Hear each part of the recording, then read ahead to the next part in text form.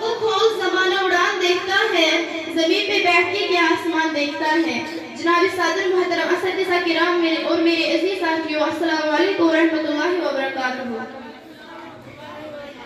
میری آج کی تقریر کا عنوان ہے تعلیم کی اہمیت۔ جناب عالی وقار، پہلی وحی آتی ہے اقرا، پڑھو اپنے رب کے نام سے جس نے تجھے پیدا کیا۔ اس کا مطلب ہے ہمیں زندگی کا پہلا سبق ملا، پڑھو یعنی کہ علم حاصل کر۔ جناب صدر، تعلیم کا مطلب ہے جاننا، معلوم کرنا یا کسی بات کا ادارک ہونا، کیونکہ تعلیم ہی کی بدولت انسان ترقی کی راہ پر گامزن ہوتا ہے۔ علم کی سمندر میں ڈبکیاں لگا کر ستاروں کا کھوج لگاتا ہے، زمین کے سینے سے معدنیات تلاش کرتا ہے اور پانی کی گہرائیوں سے ہیرے جواہرات تک رسائی حاصل کرتا ہے۔ پانی اور سورج کی شفاؤں سے توانائی کے حصول تک سب تعلیم کے مرہون منت ہے۔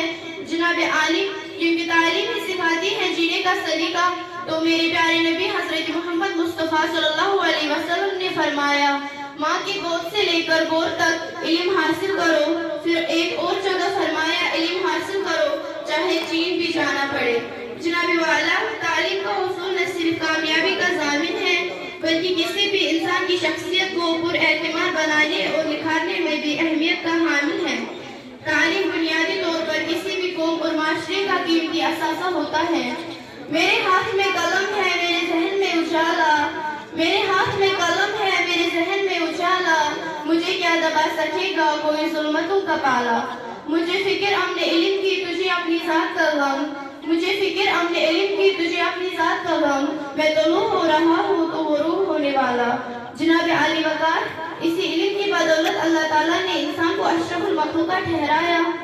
آسمان سے لے کر بلند و عمارتوں تک، گاڑی کی سیڑھیوں سے لے کر ہواؤں میں اڑان تک، اور زمین و بحر سے لے کر خدا کے سفر تک، علم و دانش کی صدا پکار کر کہہ رہی ہے کہ تعلیم ہی سکھاتی ہے جینے کا سلیقہ۔ منزل سے آگے بڑھ کر منزل تلاش کر، منزل سے آگے بڑھ کر منزل تلاش کر، مل جائے تجھ کو دریا تو سمندر تلاش کر۔ ہر شیشہ ٹوٹ جاتا ہے پتھر کی چوٹ سے، ہر شیشہ ٹوٹ جاتا ہے پتھر کی چوٹ سے، پتھر ہی ٹوٹ جائے وہ سجدہ تلاش تو شیشہ تلاش کر۔